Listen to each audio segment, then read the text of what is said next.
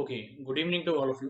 तो जो हमारा लास्ट लेक्चर था उसमें हम लोगों ने ट्रांसफार्मर का कंसेप्ट देखा था। ओके, तो ट्रांसफार्मर का कंस्ट्रक्शन देखा था और उसका बेसिक वर्किंग प्रिंसिपल देखा था। तो फिलहाल इसमें आपको बस इतना ध्यान में रखना है कि ट्रांसफार्मर में हम लोग बोलते हैं there is a primary coil, okay, and there is a secondary coil which is separated by an iron core. Okay, ये आयन कोर का कंस्ट्रक्शन कैसा है वो बाद में देखेंगे हम लोग। ओके, यस, फिलहाल आप लोगों को ये कंसेप्ट समझ में आना चाहिए कि अगर मैं बोलता हूँ कि प्राइमरी कॉइल जो है उसमें अगर n नंबर ऑफ टर्न्स है तो उसको हम लोग बोलते हैं np। तो जो सेकेंडरी कॉइल है तो उसमें भी अगर मैं बोल रहा हूँ कि n नंबर ऑफ टर्न्स है तो उसको हम लोग बोलते हैं ns। ओके, और इसमें हम लोग बोलते हैं कि यहाँ पे एक रेशियो होता है जिसको हम लोग बोलते हैं ns अपॉन np। ओके, तो ns अपॉन np जो होता है we call it as what, turns ratio, और it is also called as transformer ratio. Okay, तो ये बात आप लोगों को सीईटी पॉइंट ऑफ व्यू से ध्यान में रखना है, ठीक है। और हम लोग बोलते हैं एक और रिलेशन है इसमें हम लोग बोलते हैं कि ES upon EP is equal to what? NS upon NP. Okay? And we can also prove that ES upon EP, which is equal to NS upon NP, it is equal to what? IP upon IS. अब ये कैसे prove किया हम लोगों ने? तो basically we have actually shown the input power is equal to what? Output power. Based on that concept हम लोगों को ये जो लास्ट का इक्वालिटी है वो मिला है, ठीक है। उसके बाद फिर और दो चीजें ट्रांसफॉर्मर की आपको क्या ध्यान में रखनी है। If NS is greater then NP, the number of turns of secondary coil is greater than number of turns of primary coil, उसको हम लोग बोलते हैं स्टेप्ड अप ट्रांसफॉर्मर। ठीक, यानी वहां पे वोल्टेज का वैल्यू क्या होगा? बढ़ेगा, जो आउटपुट वोल्टेज मिलेगा। और अगर एनएस का वैल्यू लेस देन एनपी, ठीक है, तो उसको हम लोग बोलते हैं कि that is called as step down transformer. ठीक, यानी जो वोल्टेज का वैल्यू मिलेगा, आउटपुट वोल्टेज, ओके, वो वैल्यू क्या रहेगा? It will be less. However हम लोग बोलते हैं if NS is less than NP, तो ऐसे केस में हम लोग बोलते हैं the current in the secondary, that is output coil, is greater than that of the current in the primary coil. ठीक, ये बात आपको ध्यान में रखना है। आईएस का वैल्यू क्या है? आईएस का value will be greater than IP. However हम लोग बोलते हैं कि जो आपका आउटपुट वोल्टेज रहेगा उसका वैल्यू क्या रहेगा? It will be less. ये क्लियर है? उसके बाद जो हम लोगों ने नेक्स्ट कंसेप्ट देखा that was of AC generator, ठीक है। तो एसी जनरेटर भी मैंने आपको बोला हुआ है, ठीक है। यहाँ पे जो डायग्राम दिया हुआ है वो बेसिकली जो जनरेटर का कॉइल है, ओके, जो फ्रेम है उसका साइड व्यू दिया हुआ है। और हम लोग बोलते हैं जो फ्रेम है वो एक तो सर्कुलर रहेगा या रेक्टेंगुलर रहेगा। ओके, तो साइड से आपको ये जो दिख रहा है, ये हम लोग बोलते हैं अगर आप उसको सामने से देखोगे तो ये कुछ आपको ऐसा दिखेगा। ओके, और हम लोग बोलते हैं कि इसके ऊपर क्या है, ये हम लोग बोलेंगे फ्रेम के ऊपर एन नंबर ऑफ टर्न्स क्या है, वायर्स के है। तो जो एन नंबर ऑफ टर्न्स है हम लोग बोलते हैं इफ कॉइल या फिर जो फ्रेम है उसका एरिया ए है, तो ओवरऑल जो कॉइल का इफेक्टिव एरिया रहेगा, ओके, जो मैग्नेटिक फील्ड में रहने वाला है या मैग्नेटिक फील्ड में रोटेट होने वाला है, इसका वैल्यू क्या रहेगा? It will be N times A. और वही हम लोगों ने ये डेरिवेशन में देखा था कि by definition of flux B से flux is defined as what? तो effective area into the magnetic field. Okay, इन मैग्नेटिक फील्ड भी कौन सा लेते हैं हम लोग? तो वो कंपोनेंट लेते हैं which is perpendicular to what? Perpendicular to the plane of the, okay, area of the coil. ये आपको ध्यान में रखना है, ओके। या फिर आप ऐसे बोल सकते हो आपने वो कंपोनेंट लेना है जो एरिया वेक्टर को क्या है, ओके, पैरेलल है। यानी यहाँ पे बी कॉस थीटा जो है वो ये कॉइल के एरिया वेक्टर को क्या है, हम लोग बोलेंगे पैरेलल है, या अलोंग द एरिया वेक्टर है, ऐसा भी बोल सकते हैं। ठीक, तो ये मैंने आपको कल के लेक्चर में एकदम डिटेल में एक्सप्लेन किया है। इसमें आपको मिलता है फाई का वैल्यू क्या है? It is equal to N A B cos theta. अब थीटा जो है तो हम लोग क्या बोलते हैं, बेसिकली वो स्मॉल टाइम टी में कितना एंगल उसने बनाया है। ओके, सो इफ थीटा, हम लोग बोल रहे हैं कि if it is the angular displacement, तो एंगुलर डिस्प्लेसमेंट क्या होता है? Is nothing but equal to angular velocity into time T. तो यहाँ पे जो फाई है उसको हम लोगों ने क्या लिखा है? N A B cos of omega T. Okay, अच्छा अभी आपको फ्लक्स का वैल्यू तो समझ में आ गया। Okay, now what we say is according to Lenz law, okay, E is nothing but equal to what? Minus D phi by D T. वो इक्वेशन यूज करके हम लोगों ने क्या किया है? E is equal to minus D phi by D T, that is minus D by D T of bracket N A B cos of omega T. ठीक, इसमें से एन ए बी ये कांस्टेंट टर्म्स है, इसको बाहर निकाल दिया। And D by D T of cos of omega T is minus sine of omega T into omega. लेकिन इसका जो आंसर का माइनस साइन रहेगा और ये पहले का माइनस साइन है, ये एक दूसरे को क्या कर लेते हैं? कैंसिल। यानी negative into negative is what? Positive. और आपको जो फाइनल वैल्यू मिलता है that is E is equal to capital N into A into B omega sine of omega T. Okay, अब ये बात आपको ध्यान में रखना है, ओमेगा क्या है? Omega is nothing but equal to 2 pi N, it is also called as 2 pi F. Okay, F यानी क्या है? तो हम लोग बोलेंगे फ्रीक्वेंसी ऑफ रोटेशन। ओके, इस यानी आप ऐसे बोलोगे जो फ्रीक्वेंसी उसका यूनिट क्या रहेगा? एक तो हर्ट्ज रहेगा या आरपीएस रहेगा। कॉइल कितना रोटेट हो रही है मैग्नेटिक फील्ड में, या फिर रेट ऑफ रोटेशन क्या है कॉइल का पर सेकेंड। ओके, तो वो क्या है, हम लोग बोलते हैं that is the frequency of rotation of the coil. और हम लोग बोलते हैं कि जो frequency of rotation of the coil होगी, ये बात आपको ध्यान में रखना है, वही हम लोग बोलेंगे that will be the frequency of AC current. Okay, तो basically E is equal to 2 pi F N A B sine omega T. इसमें एक और बात देखने जैसी है कि हम लोग बोलेंगे ये पूरा जो टर्म है 2 pi F N A B वो तो कांस्टेंट है, तो यहाँ पे फ्लक्चुएट क्या होगा, हम लोग बोलेंगे साइन ओमेगा टी का टर्म। ओके, फ्लक्चुएट होगा। तो हम लोग बोलते हैं कि बेसिकली ई का जो नेचर रहेगा वो कैसा रहेगा, it will depend on the factor sign omega T, यानी वो स्मॉल टी के ऊपर डिपेंड करेगा। जैसे जैसे टी का वैल्यू चेंज होते जाएगा, हम लोग बोलेंगे ओमेगा टी का भी वैल्यू चेंज होगा और साइन ओमेगा टी का भी वैल्यू चेंज होगा। तो बेसिकली जो आपको ईएमएफ का ग्राफ मिलता है, यानी जो ईएमएफ इंड्यूस हो रहा है, ठीक, वो ग्राफ आपको कैसे मिल रहा है, sinusoidal. At time T equal to zero, omega T क्या है, जीरो है, तो साइन ओमेगा टी क्या हो जाता है, जीरो, और ईएमएफ का वैल्यू क्या रहेगा, zero. At time T equal to capital T by four, हम लोग बोलेंगे टी, ओमेगा टी का वैल्यू जो है it becomes pi by two. ऐसे केस में हम लोग बोलते हैं जब ओमेगा टी का वैल्यू पाई बाई टू होता है तो साइन पाई बाई टू क्या हो जाता है, वन। और sine pi by T, sorry, when sine pi by two, okay, it becomes equal to one, हम लोग बोलेंगे sine omega T is equal to one. और जो ई का वैल्यू रहेगा वो क्या रहेगा, ई मैक्स। और ई मैक्स यानी क्या है, तो हम लोग बोलते हैं it is 2 pi F N into A into B. ये आपको ध्यान में रखना है। ठीक, मैंने आपको कल भी बताया था कि जो आपको मैक्सिमम ईएमएफ मिलता है उसको हम लोग ई मैक्स बोलने की जगह पे क्या बोलते हैं, the maximum value is called as peak value which is nothing but equal to E not.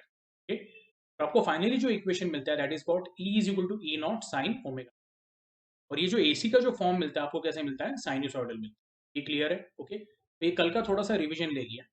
अब हम लोग क्या बोलेंगे, we'll start with the next concept which is alternating current. Okay, when an alternating EMF is connected to an electrical circuit, it is called as AC circuit. क्या आपको आ रहा है समझ में? In AC circuit, resistor, capacitor, inductor और combination of all these elements are used. Okay? जैसे हम लोग डीसी में क्या देखने के, बेसिकली सिर्फ रेजिस्टर देखा था हम लोगों ने। okay? yes, लेकिन एसी में हम लोग रेजिस्टर के साथ कैपेसिटर और इंडक्टर, या फिर जिसको हम लोग इंडक्टर कॉइल बोलते हैं, वो भी देख सकते हैं, उनके कॉम्बिनेशन देख सकते हैं या इंडिविजुअली भी देख सकते हैं। ठीक है, the EMF and the current in this AC circuit are at the same frequency, okay, but phase में और may not differ across the elements. okay, we will study the AC circuits with resistor, inductor and capacitor. अब इसका मतलब क्या है, हम लोग बोलते हैं कि जो एसी सर्किट में हम लोग ईएमएफ और करंट दोनों को जब स्टडी करेंगे तो ऐसा हो सकता है कि दोनों शायद एक फेज में हो, या दोनों शायद हम लोग बोलेंगे अलग फेज में। इसका मतलब क्या, पहले मैं आपको ये बता देता हूँ, when both are in the same phase, इसका मतलब होता है अगर करंट का वैल्यू मैक्सिमम हो रहा है तो इसका मतलब क्या है, ईएमएफ का भी वैल्यू क्या है, मैक्सिमम। या वाइस वर्सा, अगर मैं ऐसा बोल रहा हूँ ईएमएफ का वैल्यू मैक्सिमम है तो करंट का वैल्यू भी क्या है, मैक्सिमम। ईएमएफ का वैल्यू जीरो है तो करंट का वैल्यू भी क्या है, जीरो। इसका मतलब क्या, EMF and current both are in the same phase.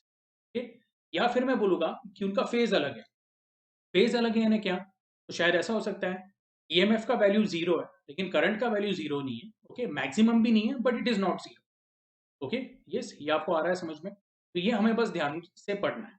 अब इसके कौन से केसेस है वो समझने के लिए, जो पहला वाला केस है that is what, AC circuit with only resistor, यानी सिर्फ प्योर रेजिस्टर लगाया हम लोग बोलेंगे, मैं अभी यहाँ पे थियोरेटिकली पार्ट है तो टेक्स्ट बुक से ही लेने वाले हैं हम लोग। Consider a resistor of resistance R connected across the source of an alternating EMF और voltage as shown in the figure. ठीक है, अब हम लोग बोलेंगे ये जो रेजिस्टेंस है उसमें से बेसिकली ये करंट फ्लो होने वाला है। अब वो करंट कैसे फ्लो होगा, तो हम लोग क्या बोलेंगे, जो ईएमएफ का इक्वेशन है, ओके, एसी के लिए वो क्या है, E is equal to E naught sin of omega t. At particular instant t, current I flows through the resistance R and it is given by Ohm's law. We say E is equal to what? I into capital R. Therefore, small I is equal to what? It is E upon capital R. यहाँ तक clear है? अब इसके बाद जो next equation है हम लोग क्या बोलेंगे, E को हम लोग क्या सब्स्टिट्यूट करेंगे, E not sine of omega t, बराबर है। तो I क्या हो जाएगा, I हो जाएगा basically E not sine of omega T upon R। अब इसमें एक बात ध्यान में रखना है, हम लोग बोलेंगे E नॉट वैल्यू कांस्टेंट है, कैपिटल R भी क्या है, कांस्टेंट है। तो ratio of the maximum peak EMF to the resistance, it is going to be what, is going to be peak current. Okay, यानी हम लोग क्या बोलते हैं, I which is equal to I max will be equal to what, E naught upon R when sin omega t is equal to 1। बोलने का मतलब क्या है, इतना फिलहाल ध्यान में रखो, E naught upon R is what, it is maximum current I naught। Okay, ये क्लियर है? आप उसको आई मैक्स बोलो या आई नॉट बोलो, दोनों चलेगा। ओके, यहाँ पे दिया हुआ है I max is equal to what, E naught upon R, और you can say I max को आई नॉट अगर हम लोगों ने सब्स्टिट्यूट किया तो जो मेन इक्वेशन है I equal to E not sine omega T upon R, तो इक्वेशन क्या बन जाता है, I is equal to I not sine omega. ठीक है, इसमें सॉल्व करने जैसा कुछ नहीं है। आई होप आपको समझ में आया है, और नहीं समझा है तो प्लीज मुझे क्या करना है, ग्रुप पे डाउट पूछना है। ठीक है, we observe that current varies sinusoidally with respect to time T और थीटा। यानी थीटा क्यों बोल रहे हैं, तो हम लोग बोलते हैं theta is basically what, function of time T, theta is equal to omega into T. ये आपको आ रहा है समझ में? ओके, तो ये इक्वेशन ध्यान में रखना है, which is what, I is equal to what, I not sine of omega T. और ई का इक्वेशन क्या था, E is equal to E not sine of omega t. अब आप चेक करो दोनों का जो साइन है, दोनों के साइन का जो फेज है, यहाँ पे भी ओमेगा टी है, यहाँ पे भी ओमेगा टी है। तो हम लोग क्या बोलते हैं ऐसे केस में, जो ईएमएफ है और करंट है, both are fluctuating, but both are fluctuating with the same phase. यानी हम ऐसे बोल सकते हैं both are in the same phase. अब यहाँ पे डायग्राम में भी दिया हुआ है। ओके, तो बेसिकली जब आप ये ग्राफ देखते हो, ग्राफ में आपको क्या दिखता है कि अगर आप चेक करोगे तो जो ये डार्क लाइन है, ओके, वो डार्क लाइन किसकी है, ईएमएफ की है, और जो डॉटेड लाइन है वो डॉटेड लाइन किसकी है, तो हम लोग बोलेंगे वो करंट की। अब आप बोलोगे सर ये ई नॉट और आई नॉट इसके वैल्यूज कैसे निकालें, तो हम लोग बोलेंगे देखो ई नॉट का कुछ वैल्यू रहेगा, लेट अस से 50 वोल्ट। ओके, और हम लोग बोलते हैं आई नॉट क्या रहने वाला है, it is going to be E naught upon R. तो आप बोलोगे सर आई नॉट का वैल्यू नीचे क्यों है, एकदम सिंपल है, आर का वैल्यू अगर मैं बोलता हूँ इफ आर का value is greater then 1, let us से मैं बोलता हूँ कि जो ईएमएफ है, ईएमएफ का जो ई नॉट का वैल्यू है वो 150 है, कितना है 150, और जो रेजिस्टर है, ओके, वो हम लोगों ने 1.5 ओम का लगाया है। ओके, तो मैं बोलूंगा, यहाँ पे मैं आपको बता देता हूँ, तो लेट अस से अगर ई नॉट का वैल्यू जो है इट इज इक्वल टू 150 और मैं बोल रहा हूँ जो रेजिस्टर है आर, वो 1.5 ओम का है, तो मैं बोलूंगा जो आई नॉट रहेगा, आई नॉट क्या रहने वाला है, it is going to be E naught upon R, that is going to be 150 upon 1.5 is equal to what, 100 ampere. Okay, yes, ये आपको आ रहा है समझ में? तो आपको ये बात बस ध्यान में रखनी है, okay? कि जब हम लोग बोल रहे हैं कि I naught E naught upon R है, तो आर का वैल्यू क्या है उसके ऊपर हम लोग बोलते हैं आई नॉट का वैल्यू डिपेंडेंट रहेगा। अगर आर का वैल्यू 1 रहा तो हम लोग बोलेंगे numerically E naught will be equal to what, I naught. आपको समझा क्या, अगर मैं बोल रहा हूँ आर का वैल्यू 1 होगा तो मैं बोलूंगा आई नॉट का वैल्यू क्या आएगा, 150 upon 1, that is going to be 150 ampere. तो न्यूमरिकल वैल्यू दोनों का क्या आएगा, सेम रहेगा। ओके, मैं न्यूमरिकली बात कर रहा हूँ। Okay, numerically equal when R is equal to what, 1 ohm. ठीक है, और अगर मैं बोलता हूँ if R is less than 1 ohm, तो ऐसे केस में हम लोग क्या बोलेंगे, आई नॉट का जो वैल्यू रहेगा it will be greater than what, E not, again what, numerically. आपको आ रहा है समझ में? इसलिए जो ग्राफ बना हुआ है तो उसमें हम लोग बोल रहे हैं आई नॉट का जो ये वैल्यू है वो यहाँ पे हम लोगों ने प्लॉट किया, ई नॉट का वैल्यू यहाँ पे प्लॉट किया। लेकिन इसमें सबसे इंपॉर्टेंट बात आपको क्या देखना है कि जैसे जैसे वोल्टेज मैक्सिमम पे जा रहा है, करंट भी क्या हो रहा है, मैक्सिमम पे जा रहा है। वोल्टेज जब जीरो पे आता है या जो ईएमएफ है वो जब जीरो पे आता है, करंट का भी वैल्यू क्या होता है, जीरो पे आता है। ईएमएफ जब नेगेटिव मैक्सिमम पे जाता है, करंट का भी वैल्यू क्या होता है, नेगेटिव मैक्सिमम पे आता है। ठीक है, तो ऐसे केस पे हम लोग क्या बोलेंगे, the current in resistor is positive during half cycle and negative during next half cycle. Therefore, the current generated in the resistor of the resistance is an alternating current. यानी ये क्या बोला भाई, first half of the cycle में पहले तो ये fluctuate हो रहा है लेकिन पॉजिटिव हाफ में, सेकंड हाफ में क्या है, हम लोग बोल रहे हैं ये फ्लक्चुएट हो रहा है लेकिन नेगेटिव हाफ में। ओके, तो वो लॉजिक के साथ हम लोग क्या बोलते हैं, basically it is what, alternating current. ठीक है, the peak value and the zero value of the current occurs at the same time as the peak value of EMF. Hence, we say the current and EMF both are in the same phase. Okay? Peak and RMS value of alternating EMF and current. Okay? अब ये basically क्या है, तो आपको एक बात ध्यान में रखना है कि हम लोग अल्टरनेटिंग करंट में, ओके, या जो अल्टरनेटिंग ओके एसी सर्किट होता है, ओके, उसमें हम लोग एवरेज वैल्यू अगर निकालने जाएंगे तो ईएमएफ का भी वैल्यू क्या हो जाएगा, एवरेज वैल्यू जीरो आएगा, और करंट का भी एवरेज वैल्यू क्या होगा, जीरो आएगा। ओके, इसलिए हम लोग कौन से वैल्यू के लिए जाते हैं? So we go for RMS. RMS यानी क्या है? रूट मीन स्क्वायर, ये आप लोगों को पता है। Okay, so what we'll say is in AC circuit with resistor R, the equations for EMF and current are given by, okay, E is equal to E naught sine of omega t and I is equal to I naught sine of omega t. Okay, at the end of every half cycle, the alternating EMF and the current reverse their direction. Okay, hence the average value of the EMF or current over one complete cycle is what? देखो एकदम simple point बात है यहाँ पे कि अगर मैं बोल रहा हूँ ये हमारा ईएमएफ का ग्राफ है, ठीक है, और मैं कुछ पॉइंट्स यहाँ पे ये बोल रहा हूँ, दिस E1, तो मैंने बोल दिया E2, ये पीक पॉइंट को बोल दिया E3, this E4, this E5, this E6, this E7, E8 going to be E9। तो अगर मैं यहाँ पे एवरेज वैल्यू निकालता हूँ, मैं बोलूँगा एवरेज वैल्यू जो रहेगा उसको हम लोग ऐसे भी बोल सकते हैं E bar, that is going to be what? E1 plus E2 plus E3 plus E4 plus E5, okay, plus E6 plus E7 plus E8 plus E9 divided by 9। ये क्लियर है? अब इसमें आप क्या बोलोगे कि सर E1 का value, E5 का वैल्यू और E9 का जो वैल्यू है वो तो जीरो है, बिकॉज ये आपका जीरो का पॉइंट है, ये आपको आ रहा है समझ में? यस। और रही बात E2 की, तो E2 को, E2 की जो वैल्यू है वही E6 की वैल्यू है लेकिन नेगेटिव है, तो E2 और E6 एक दूसरे को कैंसिल करें। आपको आ रहा है क्या समझ में? देखो यहाँ पे हम लोगों ने ऐसा एज्यूम किया है, इसका जो मैग्नीट्यूड है सेम मैग्नीट्यूड E6 का भी रहने वाला है। ओके, जो E3 का मैग्नीट्यूड है सेम मैग्नीट्यूड E7 का रहने वाला है, बस दोनों का पोलैरिटी क्या है? अपोजिट है। मैं बोलूंगा E3 और E7 भी कैंसिल हो जाएगा एंड हम लोग बोलेंगे E4 एंड E8 भी कैंसिल हो जाएगा। तो ओवरऑल जो एडिशन रहेगा that will be 0/9 is going to be what? 0। तो हम लोग बोलेंगे यहाँ पे एवरेज वैल्यू का कंसेप्ट नहीं चलेगा, क्योंकि जो ईएमएफ एवरेज आएगा या ई बार आएगा उसका वैल्यू क्या आएगा? Will come as 0 volt. ये क्लियर है? Same goes for current also.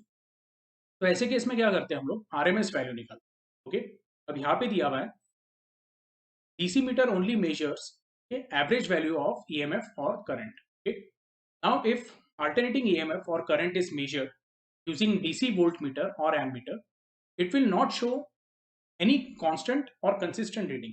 Okay, इसका मतलब क्या है कि अगर आप नॉर्मल वोल्ट मीटर या एमीटर लेते हो एसी करंट मेजर करने के लिए, तो वो कॉन्स्टेंटली आपको क्या बताएगा? एक फ्लक्चुएशन दिखाते रहेगा। वो फ्लक्चुएशन क्यों दिखाएगा वो भी मैं आपको बताता हूँ। ठीक, हम लोग बोलते हैं कि जो एसी करंट या एसी वोल्टेज है, ठीक, वो जीरो से मैक्सिमम जाता है, मैक्सिमम से जीरो, फिर नेगेटिव मैक्सिमम एंड फिर वापस क्या होगा? जीरो। तो लेट अस से मैं वोल्ट मीटर से क्या कर रहा हूँ? वोल्टेज मेजर कर रहा हूँ, तो वो जीरो से एकदम से 150 वोल्ट दिखाएगा, फिर वापस जीरो दिखाएगा, फिर -150 वोल्ट दिखाएगा, और ये प्रोसेस कंटिन्यूस चलते रहेगा। यानी जो वो पॉइंटर है वो कॉन्स्टेंटली ऑसिलेट होते रहेगा। ठीक है, because the value of voltage is constantly what? Fluctuating. ठीक है, तो ऐसे केस में हम लोग क्या बोलते हैं? ठीक, hence to measure alternating EMF or current, it is necessary to make use of property which does not depend on the changes in direction of alternating EMF or current. This property is nothing but the heating effect which depends on the squares of the current, whether the current is positive or negative. The square of the current is always positive. अब basically क्या है, तो आप लोगों को ये पता होगा joules law of heating effect. हम लोग बोलते हैं जो हीट जनरेट होती है, given that the heat is measured in joule, okay, हम लोग बोलेंगे it is equal to what? I square RT। तो यहाँ पे मैं ऐसा बोल सकता हूँ, okay, कि H is proportional to what? I square। तो हम लोग यही प्रॉपर्टी बेसिकली यूज करने वाले। अब आई स्क्वायर बेसिकली क्या है? तो एक अच्छी बात यह है कि आई का वैल्यू, जैसे अभी हम लोगों ने ईएमएफ का ग्राफ बनाया, वैसे ही करंट का भी ग्राफ कैसा रहेगा? फ्लक्चुएटिंग रहेगा। आपको आ रहा है समझ में?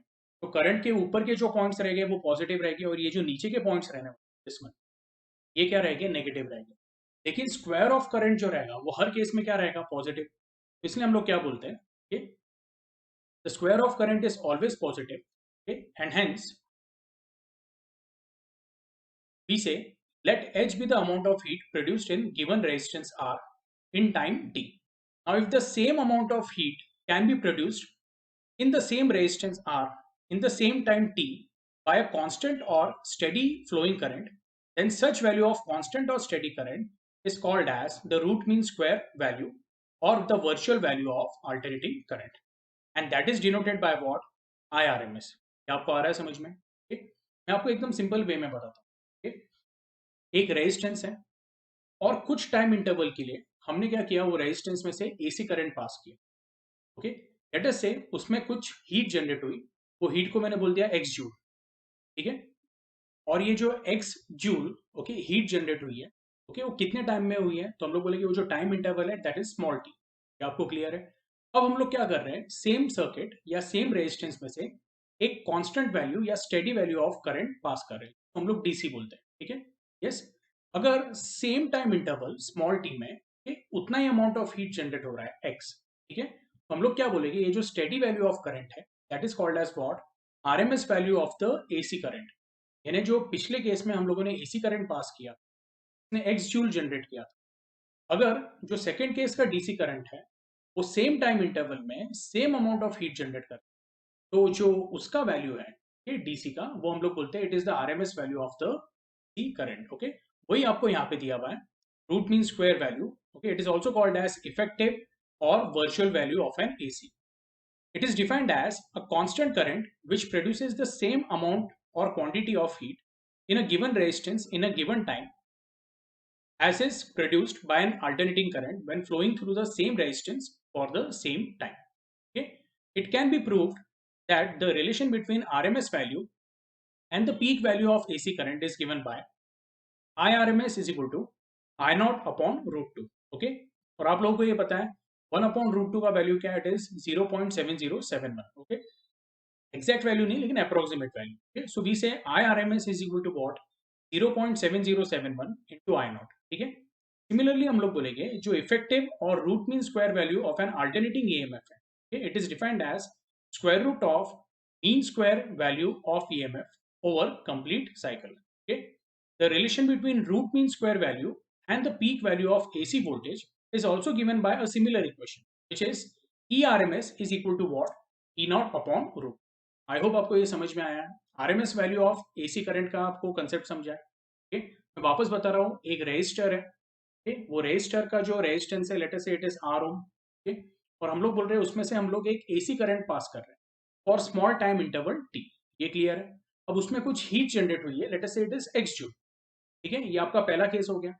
अब सेकेंड केस क्या है, सेम सर्किट या सेम रेजिस्टेंस हम लोग क्या कर रहे हैं, एक डीसी करंट पास कर रहे हैं जो फ्लक्चुएट नहीं हो रहा है, जो स्टेडी है। बराबर है, डीसी करंट नहीं बोलना चाहिए, मैं ऐसा बोलूंगा डायरेक्ट करंट पास हो रहा है। Okay, yes. तो बेसिकली जब वो डायरेक्ट करंट उसमें पास हो रहा है, okay, in same time interval T अगर वो same amount of heat generate करता है, तो हम लोग बोलते हैं वो जो डीसी की वैल्यू है, डायरेक्ट करंट की वैल्यू है, that is the RMS value of the previous AC current. Okay, ये क्लियर है आप लोगों को? Okay, so this is nothing but the concept of root mean square value of an AC। okay, ये clear है? अब इसके बाद जो नेक्स्ट कंसेप्ट है that is what? Reactance and impedance. Okay, अब सीईटी पॉइंट ऑफ व्यू से important है क्योंकि इसके फॉर्मूलेज जो है उसके ऊपर न्यूमेरिकल्स आते हैं। ठीक है, तो फर्स्ट ऑफ ऑल हम लोग क्या बोलते हैं? Okay, we know that the alternating current flows through resistor, it offers opposition to the flow of current.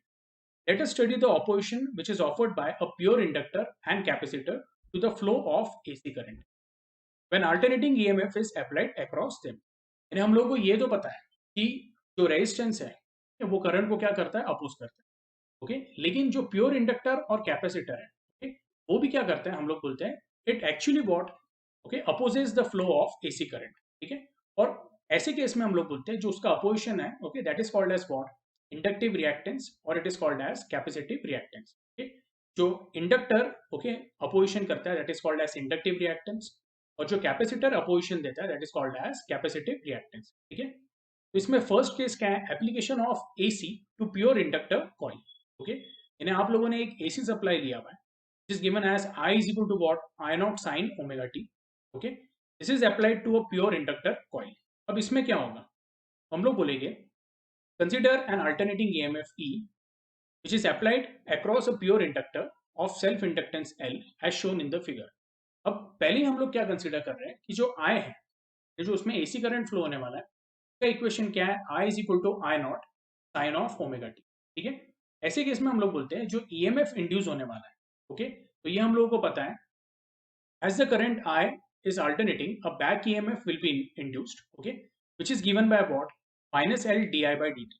अब ये ना पिछले लेक्चर में हम लोगों ने देखा था, ओके, यस, और हम लोग बोलते हैं as current is alternating, a back EMF minus L into di by dt is induced in the inductor equal to the instantaneous value of the applied EMF, okay, using Kirchhoff's law of electricity, E plus E back is equal to what? Zero. ये ना हम लोग बोलते हैं कि अगर हम लोग यहाँ पे किरचॉफ्स लॉ यूज करते हैं, किरचॉफ्स वोल्टेज लॉ यूज करते हैं, तो हम लोग बोलेंगे कि जो अप्लाइड ईएमएफ और बैक ईएमएफ है उनको अगर ऐड किया तो उनका वैल्यू क्या रहेगा? It will be equal to zero, और you can say E plus E back यानी क्या? बैक ईएमएफ का वैल्यू क्या है? Minus L D I by D T is equal to what? Zero. ये minus L D I by D T R H S पे ले लिया तो क्या मिलेगा आपको? E is equal to L D I by D T, okay. I का जो वैल्यू है वो हम लोग क्या सब्स्टिट्यूट करेंगे? As I not sine of omega t. तो ये जब हम लोगों ने सब्स्टिट्यूट किया तो हमें मिलेगा E is equal to L d by D T of I not sine omega T. इसमें हम लोग क्या बोलेंगे कि जो L है उसको वैसे ही रहने देंगे, ठीक है, आई नॉट बाहर आ जाएगा और हम लोग बोलेंगे d by D T of sine omega T क्या है? तो it is cos of omega T into omega. यानी आपको ईएमएफ का इक्वेशन क्या मिला है? Omega L into I naught cos of omega T, ठीक है। If we say cos omega T is equal to one, ऐसे केस में हम लोग क्या बोलेंगे कि ईएमएफ का वैल्यू क्या हो जाएगा? Maximum, that is E will be equal to E max and E max will be equal to what? Omega into capital L into I naught. ये आपको आया समझ में? मैं आपको बस इतना याद दिला देता हूँ कि ये जो इक्वेशन है ये minus L D I by D T E back का, ये कैसे आया? तो हम लोगों ने ये पार्ट को क्लियर कर देता हूँ। हम लोगों ने ये सीखा हुआ है phi is proportional to I, phi is equal to what? L times I. और हम लोग बोलते हैं कि जो बैक ईएमएफ जनरेट होने वाला है, ठीक, उसको हम लोग बोलेंगे E will be equal to what? Minus D phi by D T, that is going to be minus D by D T of, can say capital L into I, ठीक। इसमें से L को बाहर निकाल दो आप, तो आपके पास रहेगा minus L d by D T of I. But I का इक्वेशन हम लोगों ने क्या लिया हुआ है? वो एसी करंट है, I not sine of omega T. ये हम लोग क्या बोलेंगे? This will become I not sine of omega T. Clear है? Now this is going to be what? Minus L, ठीक है। अब जब आप डिफरेंशिएट कर रहे हो तो जो कांस्टेंट टर्म है उसको बाहर ले लो, आई नॉट को बाहर ले लिया हम लोगों ने, बचेगा क्या? D by D T of sine omega T is nothing but equal to cos of omega t to omega. ये क्लियर है? ठीक है। और हम लोग यहाँ पे क्या बोलेंगे कि आपका जो ईएमएफ रहेगा this is going to be what? Back EMF is equal to minus L I not into omega cos of omega t. I hope ये आपको क्लियर है। This is nothing but basically your equation number one. अब हम लोग क्या बोलते हैं, जो यहाँ पे बैक ईएमएफ जनरेट हुआ है वो क्यों हुआ है? तो उसमें पहले ही इंडक्टर कॉइल में से कुछ करंट फ्लो हो रहा है। इंडक्टर कॉइल में करंट क्यों फ्लो हो रहा है? तो आपने उसको सप्लाई लगाया हुआ है। तो बेसिकली ये जो सप्लाई वोल्टेज है या सप्लाई ईएमएफ है, तो बोलते हैं का और बैक ईएमएफ का वैल्यू क्या रहता है? सेम रहता है, बस उनकी पोलैरिटी क्या रहती है? अपोजिट रहती है, ठीक है। तो हम लोग बोलेंगे बाय किरचॉफ्स वोल्टेज लॉ, लोग बोलेंगे applied EMF plus back EMF will be equal to what? C, ठीक है। आप ऐसे बोल सकते हो E is equal to what? Minus E back, ठीक है। या फिर आप ऐसे बोल सकते हो going to be minus into minus L I naught omega cos of omega.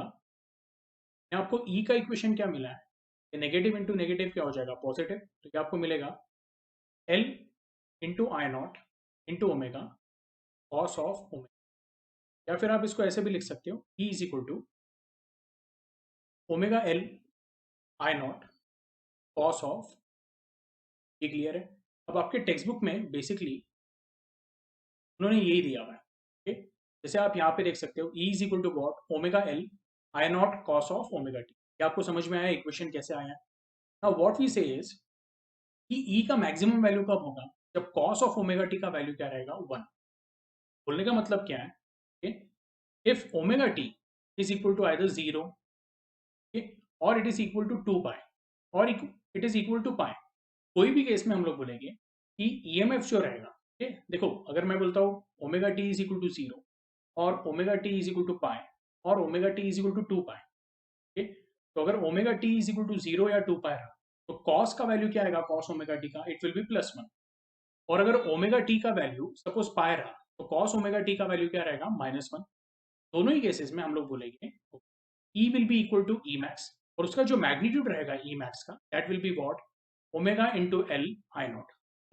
एक तो ये पॉजिटिव रहेगा या नेगेटिव रहेगा, ठीक, डिपेंडिंग ओमेगा टी क्या है। ठीक, अगर मैं बोल रहा हूँ इफ इट इज इवन के इंटीग्रल मल्टीपल ऑफ पाई, तो हम लोग बोलेंगे it will be E max will be equal to plus omega L into I naught. और अगर omega T odd integral multiple of pi रहा है, पाई 3 पाई, तो ये रहेगा minus omega L into I naught. लेकिन इसका सिर्फ मैग्नीट्यूड कंसीडर किया तो आपको इक्वेशन क्या मिलता है, E max is equal to omega into L into I naught. ये क्लियर है। देयरफॉर हम लोग बोलेंगे ये जो पूरा है इसको हम लोग क्या सब्स्टिट्यूट करेंगे as E naught, okay, omega L into I naught, okay, E max के जगह पे ई नॉट सब्स्टिट्यूट करेंगे, आपको इक्वेशन मिलेगा E is equal to E not cos of omega t. And cos of omega t को कैसे लिख सकते हैं हम लोग, तो will write it as E is equal to E not sine of omega T plus pi by two. Okay, ये formula है, ये आप लोगों ने सीखा हुआ है। एनीवे, तो अगर मैं एकदम स्टार्टिंग में जो करंट इक्वेशन दिया हुआ है, करंट इक्वेशन क्या है, I is equal to I not sine of omega T, और जो ईएमएफ का इक्वेशन है वो क्या है, E is equal to E not sine of omega T plus pi by two. अब अगर मैं ये दोनों को कंपेयर करूँ तो मुझे यहाँ पे पता चलेगा कि जो करंट है उसके इक्वेशन का जो फेज है it is omega t, and जो वोल्टेज है या ईएमएफ है तो उसका जो इक्वेशन है उसमें अप्लाइड ईएमएफ का जो फेज है that is what, omega T plus pi by to. तो कैन आई से यहाँ पे जो कंक्लूजन में आएगा, ईएमएफ जो है, okay, it leads the current by phase pi by two radian. देखो प्लस पाई बाई टू का मतलब क्या, कि इसका क्या है, फेज आगे है, बाय व्हाट वैल्यू, तो प्लस पाई बाई टू। ये आपको आ रहा है समझ में, ओके। देखो अगर मैं बोलता हूँ कि कोई एक पर्टिकुलर इक्वेशन में फेज थीटा है और दूसरा इक्वेशन जो है कोई पर्टिकुलर क्वांटिटी का, उसका जो फेज है it is theta plus pi by to, तो इसका मतलब क्या है कि जिसका फेज ज्यादा है उसके ज्यादा नंबर ऑफ साइकिल्स हुए, यानी उसकी साइकिल्स जो है जब स्टार्ट हुई तो वो पहले स्टार्ट हुई। ये आपको आ रहा है समझ में, इसका मतलब क्या है कि आपकी ईएमएफ की साइकिल क्या हुई है, पहले स्टार्ट हुई, और वो कितना लीड कर रही है, by phase difference of pi by two radian. ठीक है, इसका एक और इंटरप्रिटेशन ऐसा है, current lags behind the EMF by pi by two radian. ठीक है, अब अगर इसका हम लोग डायग्राम देखेंगे, ठीक है, तो ये करंट का ग्राफ हुआ डॉटेड लाइन से, ओके, और ये जो सॉलिड लाइन है, ओके, वो आपको क्या बता रहा है, ईएमएफ का डायग्राम बता रहा है। अब इसमें आप बस चेक करो, ओके, जब करंट का वैल्यू 0 था, ओके, तो ईएमएफ का वैल्यू क्या था, मैक्सिमम था। इसका मतलब क्या है, ईएमएफ की साइकिल पहले ही स्टार्ट हो गई, या आप जो कर्सर है उसको फॉलो करो, ठीक, तो ईएमएफ की साइकिल पहले ही स्टार्ट हो गई। ईएमएफ जब मैक्सिमम पे पहुंचा तब करंट की साइकिल क्या हुई है, बेसिकली स्टार्ट हुई। अब देखो जब ईएमएफ 0 पे जा रहा है तब करंट का क्या हो रहा है, हम लोग बोल रहे हैं पीक वैल्यू आ रहा है। ठीक, क्यों आ रहा है, तो हम लोग बोलेंगे कि ईएमएफ का बेसिकली 1/2 ऑफ साइकिल कंप्लीट हुआ है, और करंट का जो है हम लोग बोलेंगे सिर्फ 1/4 साइकिल कंप्लीट हुआ है। ठीक है, तो बेसिकली अगर हम लोग बोल रहे हैं कि ये पॉइंट पे ईएमएफ का अगर हाफ साइकिल हुआ है तो हाफ साइकिल यानी हम लोग बोलते हैं उसका फेज कितना रहेगा, पाई रेडियन। और जो करंट है, ओके, तो करंट के लिए हम लोग बोल रहे हैं उसका जो टाइम इंटरवल है वो t/4 हुआ है, ओके, तो उसके लिए जो उसका हम लोग बोलेंगे साइकिल कंप्लीट हुआ है that is going to be 1/4। और उसके लिए जो फेज रहेगा, okay, that phase is going to be what, it is going to be pi by two radian. Okay, yes, तो अगर मैं ईएमएफ का फेज देखूं तो वो पाई रेडियन है, और सेम टाइम इंटरवल के लिए करंट का जो फेज है वो कितना है, पाई बाई टू है, तो दोनों का फेज डिफरेंस कितना हुआ, it is of pi by two radian, pi minus pi by two, which is going to be what, pi by two radian.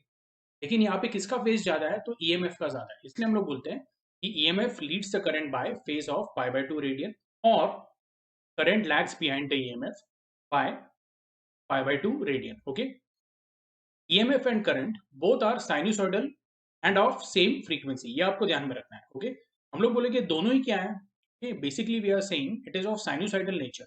आप बोलोगे सर लेकिन यहाँ पे ईएमएफ के तो इक्वेशन में कॉस का आ रहा है टर्म, कॉस का टर्म क्यों आ रहा है, तो हम लोग बोलेंगे अगर मैं साइन के टर्म में कन्वर्ट करता हूँ तो उसका जो फेज आता है that comes to be omega T plus pi by two. ये क्लियर है आप लोगों को। एनीवे, इसमें एक और कंसेप्ट है जिसको हम लोग बोलते हैं फेजर डायग्राम। फेजर डायग्राम में हम लोग बोलते हैं कि this is basically your current I, ठीक है, और ये जो ईएमएफ है which is applied to what a pure inductor coil, हम लोग बोलते हैं EMF okay leads the current by value of pi by 2। तो इसलिए करंट हम लोगों ने हॉरिजॉन्टल एक्सिस या एक्स एक्सिस पे दिखाया हुआ है, और एंटी क्लॉकवाइज डायरेक्शन में हम लोगों ने क्या दिखाया, यहाँ पे ईएल दिखाया, ओके, इन्हें हम लोग बोलते हैं EMF which is applied to pure inductive circuit. ये क्लियर है? We know that E naught is equal to what? I naught into omega L. Okay. Therefore omega L क्या हो जाएगा? It will be E naught upon I naught. But यहाँ पे हम लोग क्या करेंगे? Dividing numerator and denominator by the same number. तो हम लोगों ने इसको √2 से डिवाइड कर दिया। We know that E naught upon √2 is nothing but ERMS. ये थोड़ी देर पहले हम लोगों ने कंसेप्ट में देखा था। और I naught upon √2 is also what? It is IRMS. So we can say omega into L is nothing but ERMS upon IRMS. Okay. Basically हम लोग क्या बोलते हैं, अगर ये इक्वेशन को हम लोगों ने ओम्स लॉ के साथ कंपेयर किया, so we say resistance R is what, it is V upon आई।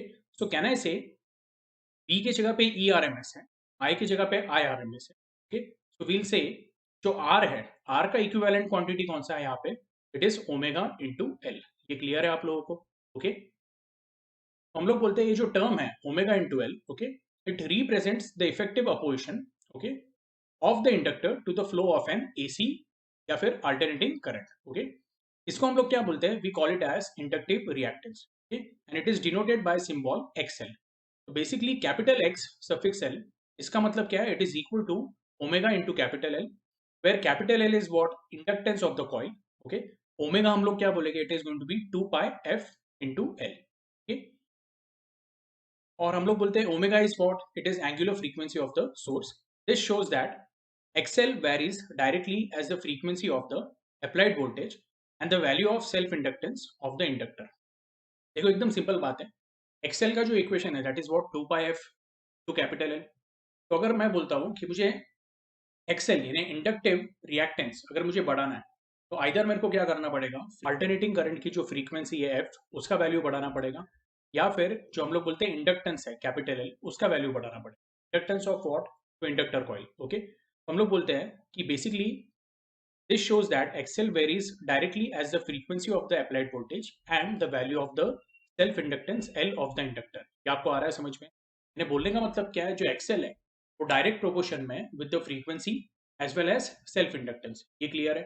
अगर आप फ्रीक्वेंसी बढ़ाते हो तो भी XL का वैल्यू बढ़ेगा, या कैपिटल L का वैल्यू बढ़ाते हो तो भी हम लोग बोलेंगे XL का वैल्यू बढ़ेगा, यानी इंडक्टिव रिएक्टेंस। ओके, हम लोग बोलते हैं using equation 16.18 inductive reactance XL can be defined as the ratio of the RMS voltage across the inductor to the RMS current passing through it। Okay, ये वाला equation XL हम लोग क्या बोलेंगे, it is going to be ERMS upon IRMS। A graph of inductive reactance XL against the frequency of AC source is a straight line passing through origin। अब ये क्यों होने वाला है, तो हम लोग बोलते हैं XL और जो फ्रीक्वेंसी है वो डायरेक्ट प्रोपोर्शन में, तो इसलिए अगर हम लोग graph of inductive reactance XL against frequency of AC source plot करते हैं, तो यहाँ में क्या मिलेगा, it will be a straight line passing through the origin. Okay, इसका मतलब क्या है, जैसे जैसे आप फ्रीक्वेंसी बढ़ाते जाओगे एक्सएल का वैल्यू भी क्या होगा, लीनियरली इंक्रीज होगा। ये क्लियर है? अब जो इसका नेक्स्ट पार्ट है that is what, application of AC to a capacitor. तो अभी हम लोगों ने क्या किया था पिछले इसमें, okay, जो एसी था वो सिर्फ इंडक्टर कॉइल को अप्लाई किया था, अभी इंडक्टर कॉइल निकाल दिया है और अभी एक प्योर कैपेसिटर को क्या कर रहे हैं हम लोग, ये अप्लाई कर रहे हैं।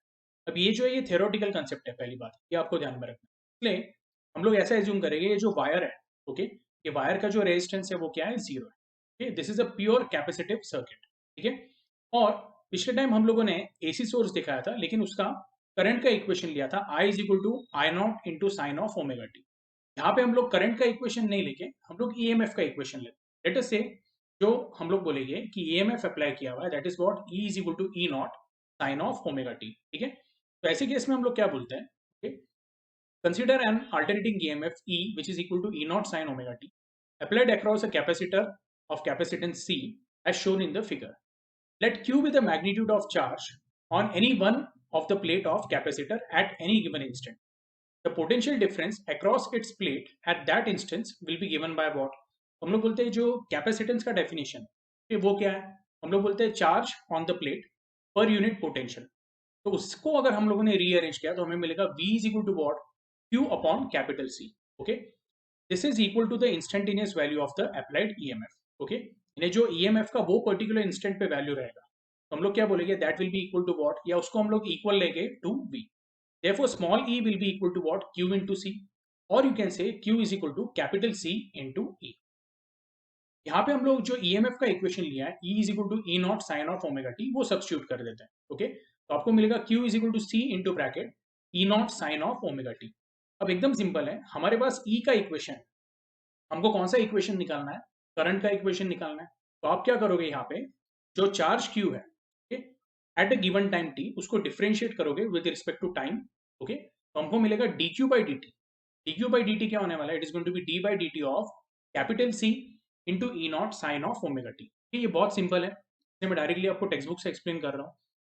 इसमें हम लोग बोलेंगे जो कांस्टेंट टर्म है वो बाहर आ जाएगा, यानी हम लोग बोलेंगे कि C बाहर आ जाएगा, ई नॉट बाहर आ जाएगा, और आपके पास रहेगा d by dt of sine omega T. What is d by dt of sine omega T, it will B cos of omega T into omega.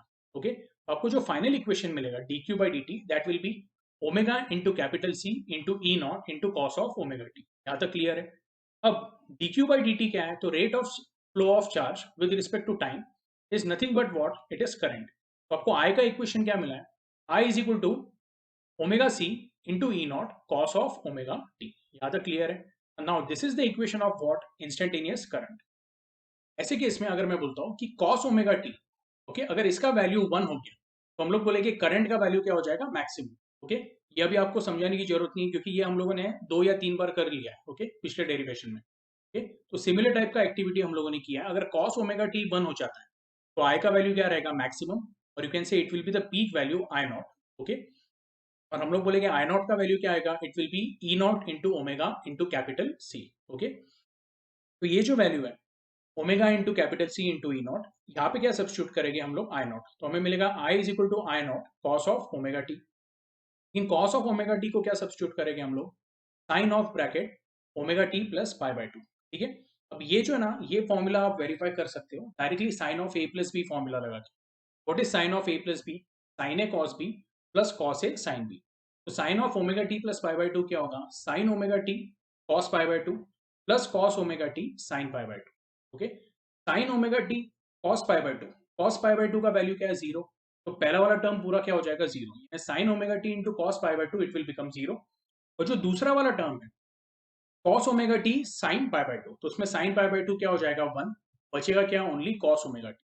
Okay, मैं बस आपको इतना बता रहा था कि sine of omega T plus pi by two is nothing but equal to cos omega T, और you can say cos omega T is nothing but equal to sine of omega T plus pi by two. ये clear है. Okay, where I naught is equal to what, E naught into omega into C. Therefore अभी हम लोग क्या बोलेंगे, comparing E equal to E not sine of omega t with the above equation. तो ऊपर का इक्वेशन क्या मिल रहा है, I is equal to I nought sine of omega T plus pi by two, और ये इक्वेशन क्या है, E is equal to E not sine of omega t. तो यहाँ पे आपको ये दिख रहा है कि जो करंट का इक्वेशन है उसका फेज ज्यादा है, और कितने एंगल से ज्यादा है, तो हम लोग बोलेंगे bye pi by two radian. Okay, और ये मैंने आपको बोला अगर फेज ज्यादा है, इसका मतलब क्या, तो वो पर्टिकुलर हम लोग बोलेंगे वेरिएबल, वो क्या कर रहा है, लीड कर रहा है. Okay, yes. तो यहाँ पे हम लोग क्या बोलेंगे, in this case the EMF और voltage across the capacitor lags behind the current by phase angle pi by two radian, या फिर हम लोग बोलेंगे करंट लीड्स द ईएमएफ और voltage by pi by two radian. इतना आपको ध्यान में रखना है, सीईटी पॉइंट ऑफ व्यू से ये इंपॉर्टेंट है. सेकेंडली हम लोग बोलेंगे कि both current and EMF again both are sinusoidal in nature, क्योंकि हम लोग दोनों को साइन के इक्वेशंस में दे सकते हैं. जैसे ईएमएफ है, ईएमएफ को क्या बोला था हम लोगों ने, E is equal to E not sine of omega T, और करंट को भी हम लोग लिख सकते हैं I is equal to I not sine of omega T plus pi by two. दोनों को हम लोग साइनसॉइडल फॉर्म में बता सकते हैं. ओके, और हम लोग बोलेंगे दोनों का फ्रीक्वेंसी भी क्या है, सेम है, क्योंकि f का वैल्यू सेम है, इसलिए हम लोग बोलेंगे क्योंकि f का वैल्यू सेम है, इसलिए हम लोग बोलेंगे दोनों के लिए ओमेगा भी क्या रहने वाला है, it is going to be same. ये क्लियर है. ओके, और इनका अगर हम लोग ग्राफ देखते हैं, ओके, तो हमें क्या मिलेगा, ये वाला जो ग्राफ है, क्योंकि हम लोगों ने जो इक्वेशन स्टार्ट किया था वो क्या था, E is equal to E not sine of omega T. Okay, yes. तो यहाँ पे देखिए उन्होंने E is equal to E not cos of omega t लिया हुआ है. ये जो है आपके टेक्स्ट बुक में ये गलत दिया हुआ है. ठीक, ये आपका इक्वेशन क्या रहने वाला है, E is equal to E not sine of omega T. ठीक है, टेक्स्ट बुक में ये करेक्शन कर लेना है, जो स्पेक्ट्रम के रेगुलर स्टूडेंट्स हैं उनको मैंने ये बताया था, ठीक है। जो क्रैश कोर्स वाले बच्चे उन्होंने यहाँ पे करेक्शन करना, ये डायग्राम में this E is equal to E not sine of omega T, ठीक है। उसका ये सॉलिड लाइन में ग्राफ है और डॉटेड लाइन में हम लोग बोल रहे हैं आई का इक्वेशन है, ठीक है। यस, एनीवे ये ग्राफ को आप एग्जैक्टली वैसे ही स्टडी करना है जैसे हम लोगों ने पिछला वाला ग्राफ देखा था, ओके, प्योर इंडक्टिव कॉइल के लिए, okay. Now we know that I nought is equal to what, it is E nought into omega C, okay. So can I say, अगर मैं यहाँ पे इसको रीअरेंज करता हूँ तो मैं बोलूंगा 1 upon omega C will be equal to what, E naught upon I naught. Now dividing the ratio, okay, in numerator and denominator by the same number root two, तो हम लोग बोलेंगे E naught upon root two upon I naught upon root two, okay. ये आपका क्या बन जाएगा, E R M S upon I R M S, okay. Now हम लोग बोल रहे हैं दिस इज इक्वेशन व्हाट, या this equation is similar to what, R is equal to V upon I. तो जैसे पिछले केस में मैं बोला था कि यहाँ पे जो आर है वो क्या है, रेजिस्टेंस। मैं बोलूंगा 1 अपॉन ओमेगा सी भी क्या है, it is opposition to the flow of AC current, okay. लेकिन इसको हम लोग क्या बोलेंगे, will call it as what, okay, will say basically the quantity 1 upon omega c plays same role in AC circuit as played by resistance in the resistive circuit, okay. And this term 1 upon omega c is called as capacitive reactance. It is denoted by capital X suffix c, okay. तो xc क्या रहेगा आपका 1 upon omega c, that is 1 upon 2 pi f into capital C. I hope आपको ये clear है, okay. Therefore आपका जो xc का equation है, okay, you can say xc which is equal to 1 upon omega c is nothing but equal to what, ERMS upon IRMS. हाँ, इसमें एक इंपॉर्टेंट बात है कि हम लोग बोलते हैं जो इंडक्टिव रिएक्टेंस था, ओके, यस, तो वो फ्रीक्वेंसी के साथ क्या था, डायरेक्ट प्रोपोर्शन में, ओके। यहाँ पे हम लोग देखेंगे कैपेसिटिव रिएक्टेंस जो है, ओके, तो वो फ्रीक्वेंसी के साथ क्या है, इनवर्स प्रोपोर्शन। बोलने का मतलब क्या कि अगर आप फ्रीक्वेंसी इंक्रीज करोगे कैपेसिटिव रिएक्टेंस क्या होगा, डिक्रीज होगा, ठीक है। या फिर आप कैपेसिटेंस भी इंक्रीज करोगे तो भी कैपेसिटिव रिएक्टेंस क्या होगा, डिक्रीज होगा। ये क्लियर है, ओके। अब यहाँ पे एक ग्राफ दिया हुआ है वो हम लोग देख लेते हैं, ओके। जो हमारा वाई एक्सिस है उस पे एक तो आप एक्सएल दिखा रहे हो या एक्सी दिखा रहे हो या दोनों दिखाया है ऐसे समझ, और जो एक्स एक्सिस है उस पे हम लोगों ने फ्रीक्वेंसी दिखाया हुआ है एफ। अब हम लोग क्या बोल रहे हैं, अगर आप एक्सेल का ग्राफ देखोगे तो हम लोग क्या पढ़ा था, X L is in direct proportion with frequency, okay. आप टेक्स्ट बुक में भी देख सकते हो, लेक्चर को थोड़ा सा पीछे आप, ओके, प्ले करके देखो, आपको समझ में आएगा। X L is in direct proportion to F, तो एक्सेल का ग्राफ हमें ये स्ट्रेट लाइन से दिख रहा है which is passing through origin. लेकिन अगर मैं एक्सी की बात करता हूँ तो हम लोग बोलते हैं एक्सी और एफ के बीच में क्या है, इनवर्स प्रोपोर्शन। तो इनवर्स प्रोपोर्शन का ग्राफ कैसे रहेगा, जैसे जैसे फ्रीक्वेंसी का वैल्यू बढ़ेगा एक्सी का वैल्यू क्या होते जाता है, कम होते जाता है, ये क्लियर है आप लोगों को, ओके। फॉर डायरेक्ट करंट हम लोग बोलेंगे फ्रीक्वेंसी क्या रहेगा, जीरो। अगर फ्रीक्वेंसी जीरो रहा, ओके, तो हम लोग बोलेंगे एक्सी का वैल्यू क्या हो जाएगा, X C which is equal to 1 upon 2 pi F C. F का वैल्यू जीरो डाल दिया यानी एक्सी का वैल्यू क्या हो जाएगा, इनफाइनाइट। यानी डीसी के लिए हम लोग क्या बोलेंगे, जो कैपेसिटिव रिएक्टेंस रहेगा उसका वैल्यू क्या रहेगा, इट विल बी इनफाइनाइट और will say it will be very large, okay. Capacitor offers infinite opposition to the flow of DC current. Okay, this shows that capacitor blocks DC, hence called as blocking capacitor. In such capacitor, the plates of capacitor gets fully charged immediately with the battery potential. इसका diagram कैसे बना सकते हैं हम लोग, okay? तो इसको मैं पहले क्लियर कर देता हूँ। हम लोग क्या बोल रहे हैं, इमेजिन करो ये एक कैपेसिटर और वो हम लोगों ने क्या किया है, एक सेल को कनेक्ट किया, okay? हम लोग बोलेंगे जब डायरेक्ट करंट जो रहेगा तो वो कैसे फ्लो होगा, like this, and when it will flow तो वो क्या करेगा, ये जो कैपेसिटर है इसको चार्ज कर देगा, ठीक है। And capacitor is charge to its complete capacity, okay, yes. वो चार्ज होने के बाद हम लोग क्या बोलते हैं, okay? In such capacitor, the plates of capacitor gets fully charged immediately with the battery potential. Okay. Thereafter, no DC current will flow in the circuit. When the capacitor is connected to AC source, the charging and discharging takes place. Okay. Yes, क्योंकि AC में हम लोग क्या बोलते हैं, first half positive cycle का रहता है, नेक्स्ट हाफ जो रहेगा वो नेगेटिव साइकिल का रहेगा। तो ऐसे केस में हम लोग क्या बोलते हैं कि फर्स्ट हाफ में ऐसा समझ लो कैपेसिटर चार्ज हुआ है, नेक्स्ट हाफ में क्या होगा, वो डिस्चार्ज होगा, okay, yes. So when capacitor is connected to AC source, the charging and discharging takes place. Due to this, charging and discharging currents flow in opposite direction in the circuit, though no current flows through the capacitor. ये clear है आप लोगों को, okay? यानी capacitor के through कोई current pass नहीं होगा, okay? I hope ये clear है। Now there is difference between resistance and the reactance of the circuit.